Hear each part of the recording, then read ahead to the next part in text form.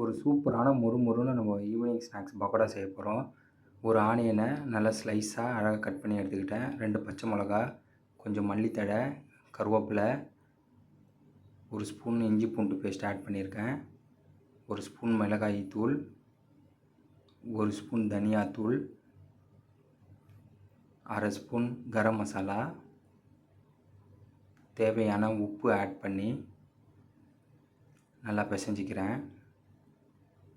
அப்புறம் 2 ஸ்பூன் கடல மாவு, 1 ஸ்பூன் அரிசி மாவு போட்டு நல்லா தண்ணி இல்லாமல் ஃபஸ்ட்டு பிசைஞ்சிங்க.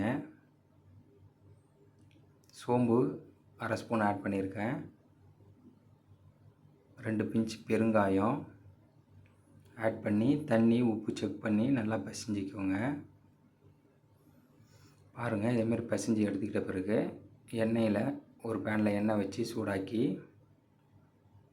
உதிரி உதிரியாக அழகாக போட்டு எடுத்தால் சூப்பரான முறுமுறுன்னு பகோடா ரெடி. பாருங்கள், எண்ணெய் கொஞ்சம் மீடியம் ஃபாஸ்ட்லேயே வச்சுங்க. ரொம்ப ஃபாஸ்ட்டாக வச்சா சீக்கிரம் தீஞ்சிரும். மீடியம் சூட்டில் வச்சு அழகாக பொரித்து எடுத்துங்க.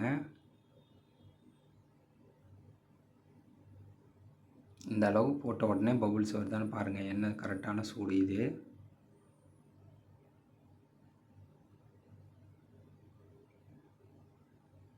போட்டுட்டு பக்கத்திலே இருங்க.